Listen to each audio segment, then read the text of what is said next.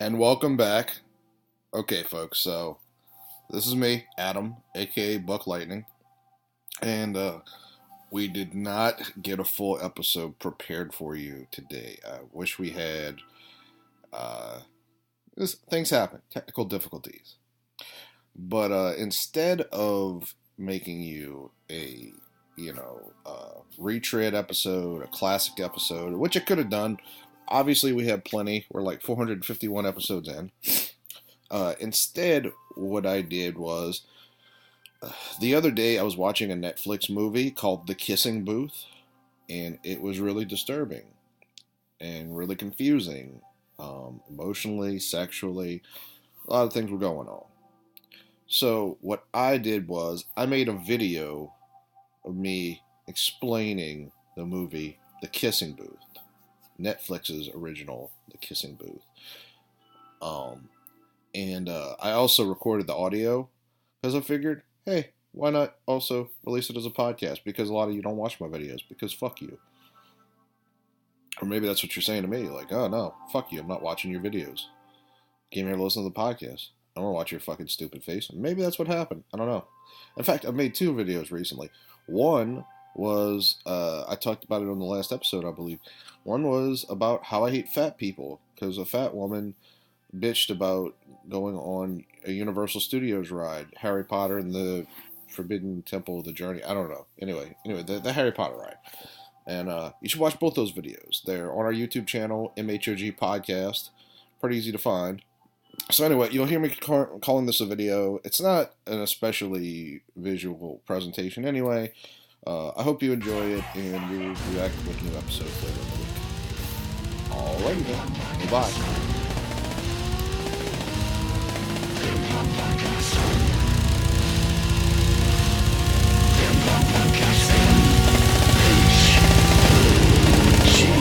Like to welcome all you freaks to the metal hand of God.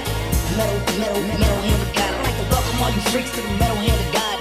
Metal hand of God. I like to welcome all you freaks to the metal hand of God. We some nerds with the urge to purge on some lie. Show them the dick print, then hit him with the rod. The love doctor tell you how to get it Ichabod. Claim, Adderall, Colin Wayne. How do they maintain when they clinically insane? You keep it so loud that we speaking your refrain. That our story got a point, and if you let them explain, here's the pun of all puns, get a pun with Papa Rain. Rum tapping the vein, and I'm minutes bringing pain. MHOG secreting, leaving a stain. You ain't as dope as us, bitch. Stay in your lane.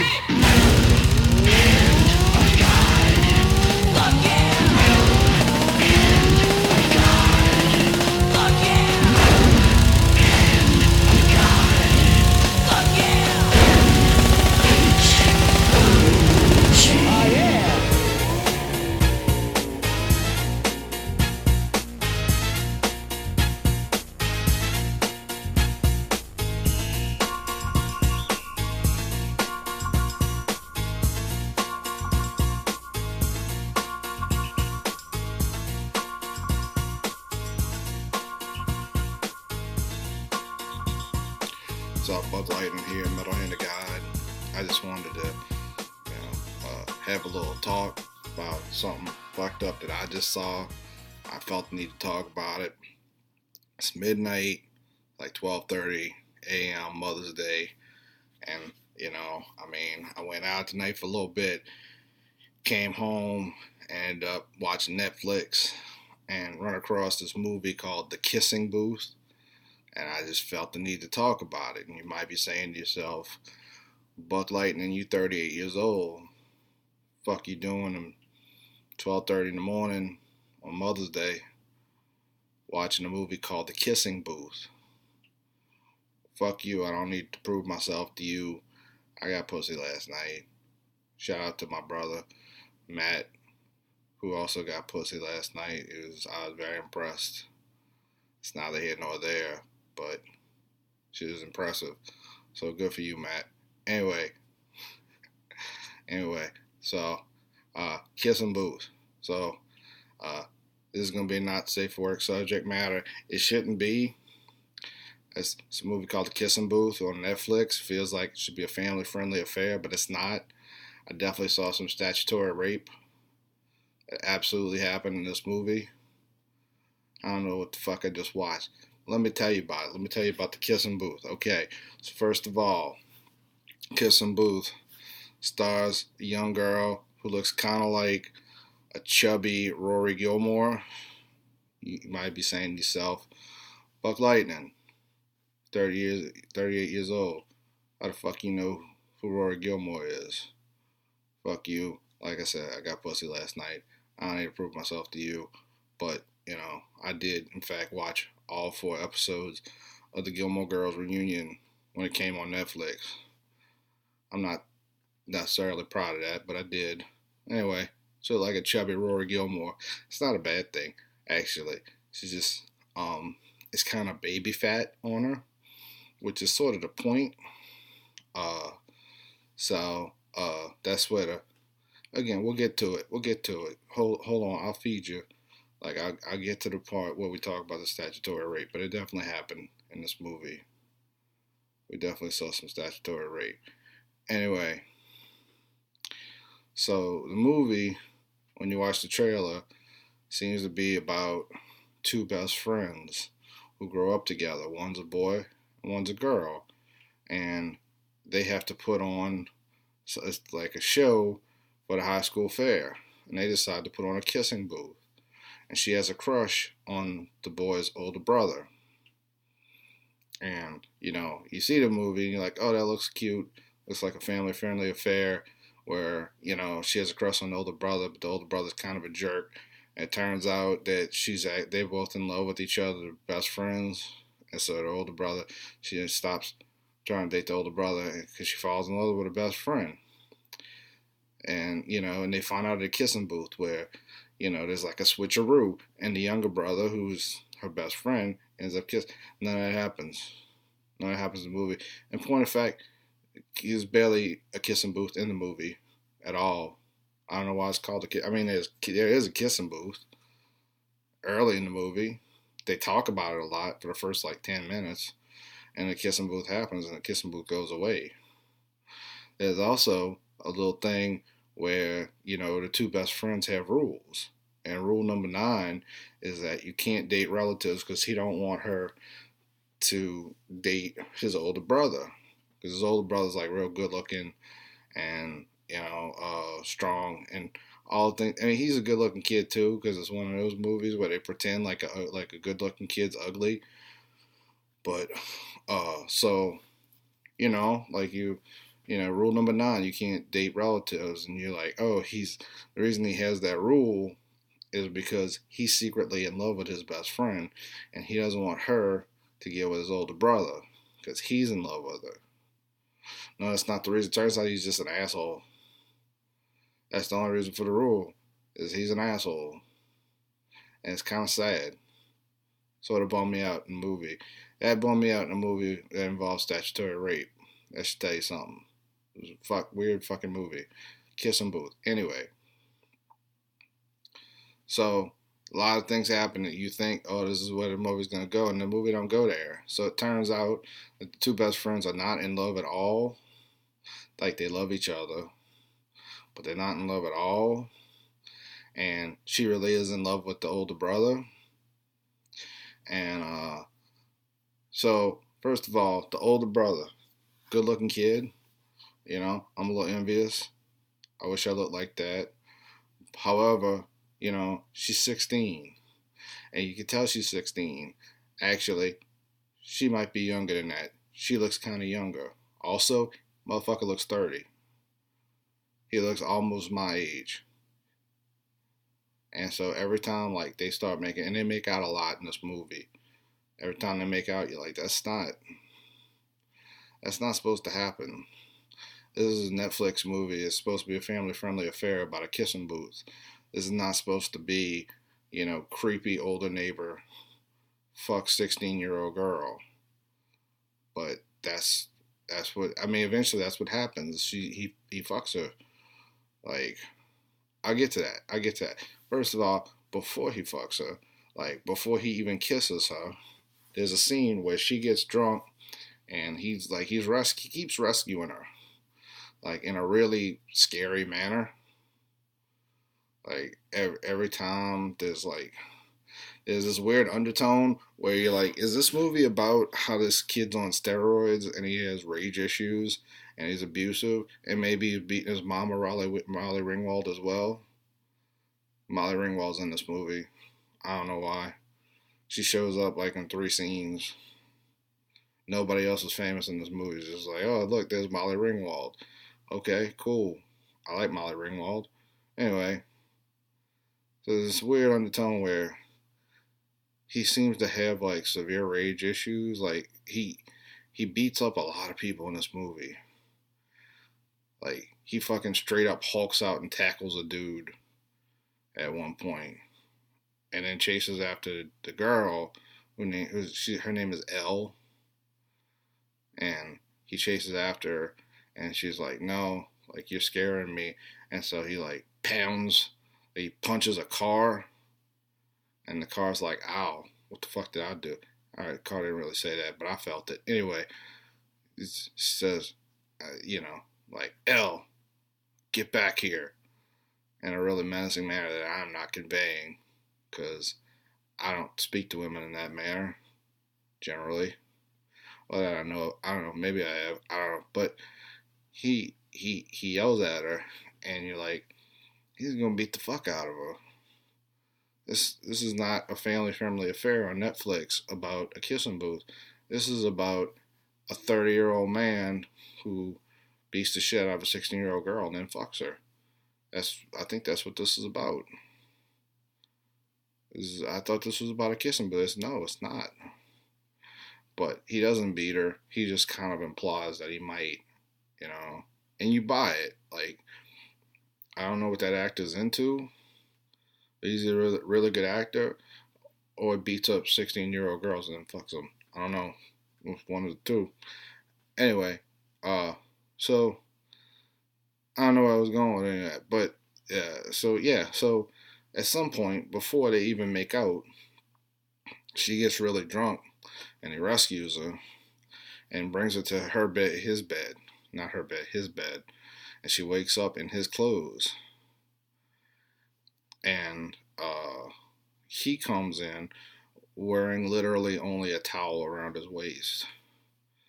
And she's like shocked. She's like, oh my God, we had sex. And he's like, no, I slept on the guest bed. Which begs the question, why didn't she sleep on the guest bed? Like, he carried her in.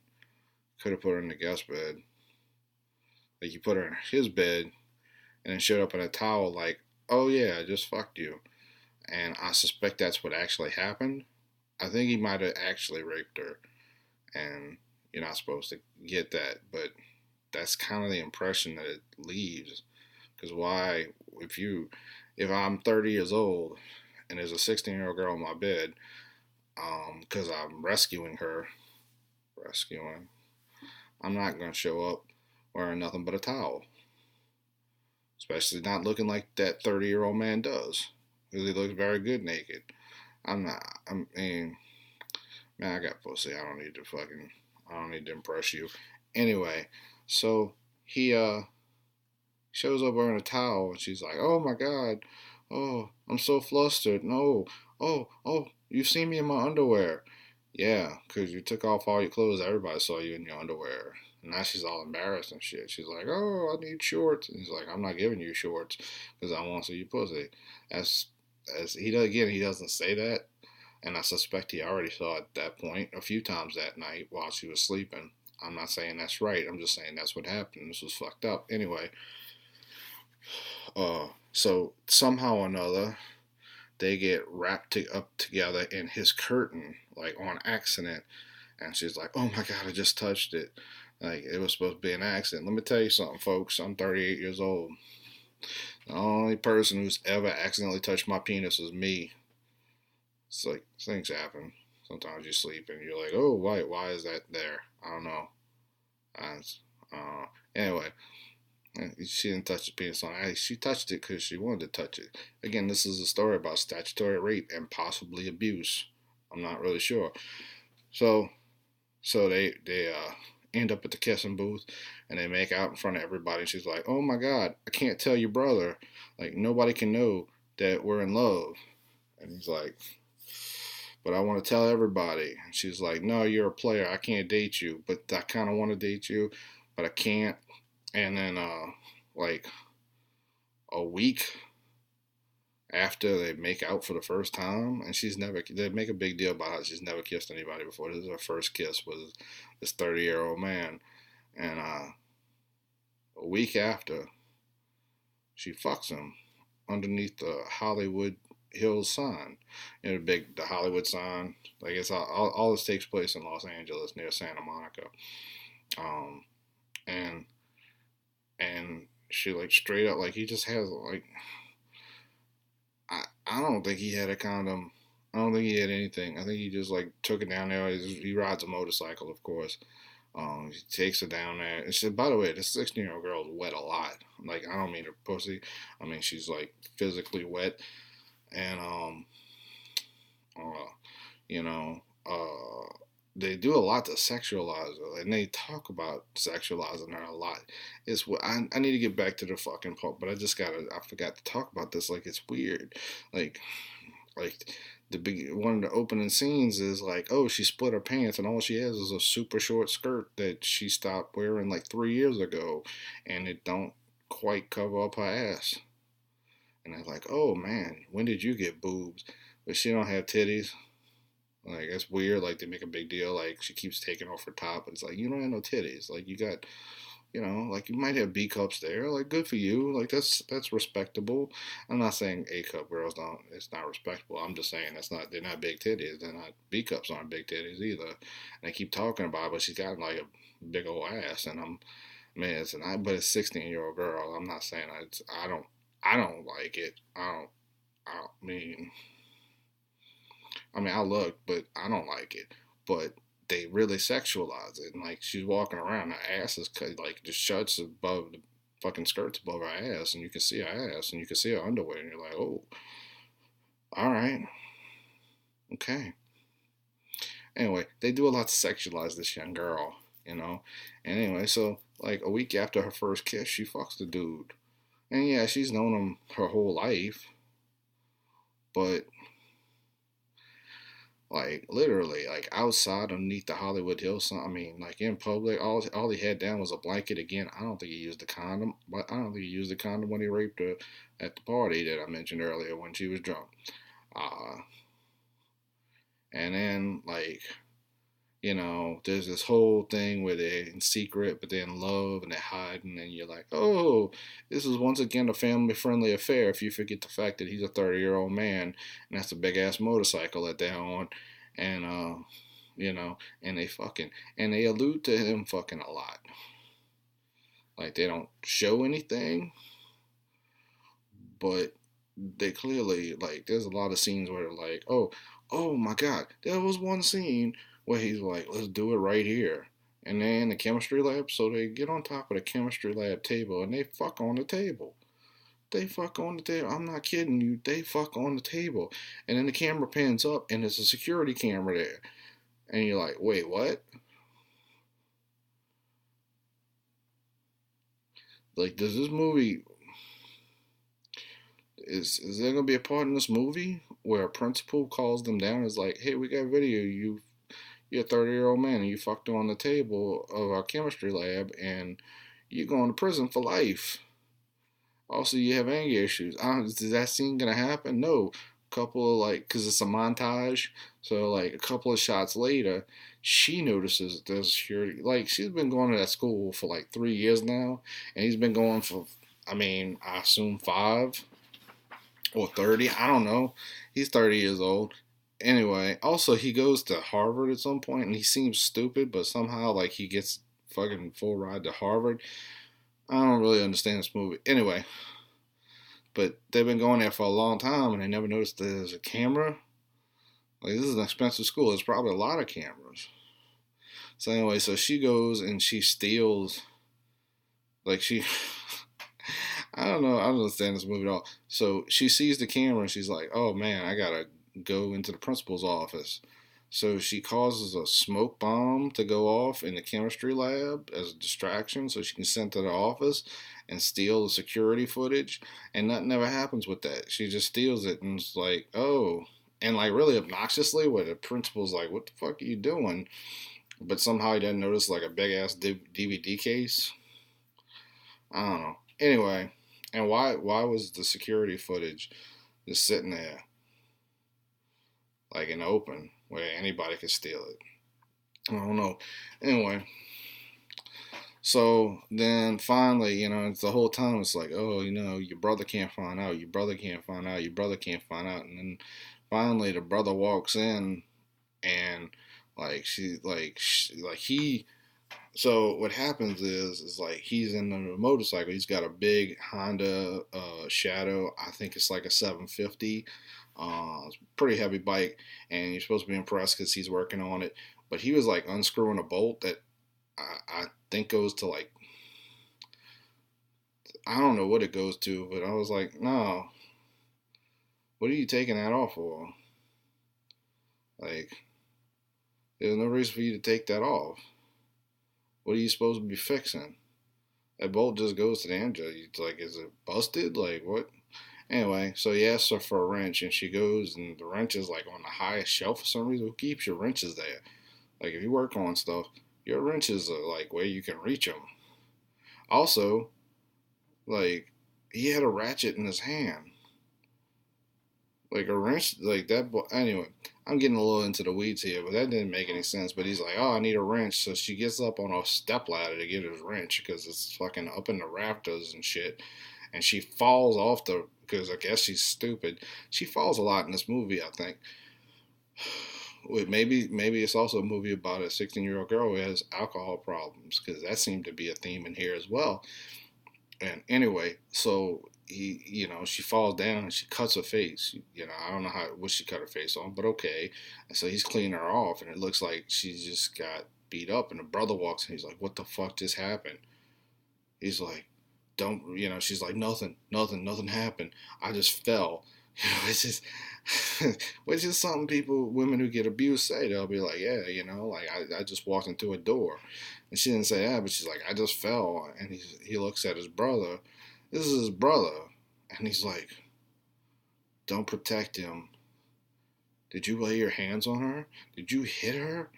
And he's like, "I'm gonna beat the shit out of you. You hit you hit her?" And his brother's like, "You think I would hit her?" And I was like, "Yeah, I do too. I watched the movie. I saw her fall. I still think you punched her in the face because you clearly have rage issues." And it ends up like she's screaming like, "No, no, no, nothing happened." And so the brother, so he walks away, and she's with the dude's name is Noah, the 30-year-old man. The best friend walks away. I don't remember his name. I don't even know his name. Anyway, so the 30-year-old man and her are now talking off to the side in another room. And she's like, "I gotta tell him. I gotta tell your brother. I can't let him find out this way." And then they start making out. They start making out, and the brother just walks back in the room. And he's like, "What the fuck is going on?" And he's like, "I can't believe this." Even though, like, you got the impression he did believe it the whole time. That wasn't good acting. Anyway, so then he's like, "You're a cheap slut." And you're like, "What?" Like, is everybody abusive in this movie but Molly Ringwald? Is Molly Ringwald, is that part of the movie? Is in the background, was Molly Ringwald getting abused? I don't know. Don't abuse Molly Ringwald. We love Molly Ringwald. Anyway, fucking, so the brother storms off, and she breaks up with the 30-year-old man because she's like, "This is your fault." And he's like, "How? All I did was like commit statutory rape and possibly abuse you." And he had a point.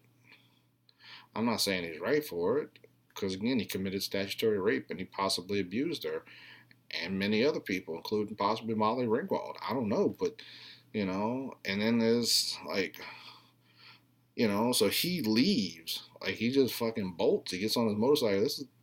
I guess he's a 30-year-old man. He can go away, but I still don't understand why the 30-year-old man was still in high school, but so he leaves, and then You know, like she tries to get the brother back so they can be best friends again, and it does. Oh, and I left out the whole part about like the best friend at the kissing booth meets. He meets a girl. I don't know where the girl came from. I don't know if she was in the movie prior. I wasn't paying that much attention up until the statutory rape, and he meets a girl, and they fall in love, and you're like, oh, wait. Like, is she gonna be a distraction, or are they gonna, as I told you, they don't. The two best friends don't fall in love. So he meets a girl who he really likes, and his emotional arc seemed to have ended at that point, but it didn't, because then you get into the whole thing with the brother and him thinking he's beating women and shit and fucking them and she's a whore. That really came out of man. I was like, that's your best friend. You just told her she's a slut. Like, what? That don't seem right. I mean, to be fair, I think she had like a little bit of titty showing, They really sexualized this girl. Anyway, so then she gets the best friend back after a lot of trying. Like, Molly Ringwald has to give her a whole, like, you best friends and sometimes they fight, but he loved you, so blah, blah, blah. And then, so it all leads up to the prom, where she goes alone because they broke up. And a 30-year-old man, like, they set up the kissing booth. 30-year-old man shows up and he's like, Elle, I love you. I want to be with you. And she's like, no, this is terrible. And you're like, whoa. That ended abruptly. And then they go to another scene where there's a birthday party. Like, the movie didn't end. I don't know how to end this video, because the movie did, like, what? Like, why didn't it end the prom? Why did they have to go to a second big climactic scene for the two of them to get together? Why didn't they just get together after the prom or during the prom or something? I don't know. And I still don't know if he abused her, but, and then the movie ends with her, like, taking him to the airport to, so he can fly off to Boston and go to Harvard, which he looked dumb. He didn't seem like a studious person, but somehow he got like a ride to Harvard. Anyway, so he leaves her his motorcycle, and so the movie ends with her riding off with the motorcycle. First of all, that motorcycle is way too big for her. If she falls down, and let me tell you something, if you ride motorcycles fall down. I have a bike that size. That's heavy as fuck. If there's no way chubby Rory Gilmore can lift this up. Okay, but she drives off. It's just like, you know what? It doesn't matter if we end up together. I just remember that it all started because of the kissing booth. I was like, kissing booth? Fuck. The kissing booth's been in like 5 minutes of this movie. This movie was like 2 hours. Anyway, I'm disturbed. I don't know what to do. Don't let your kids see the kissing booth, because like this, and I feel like I need a counselor. I don't know how to end this video. So goodbye.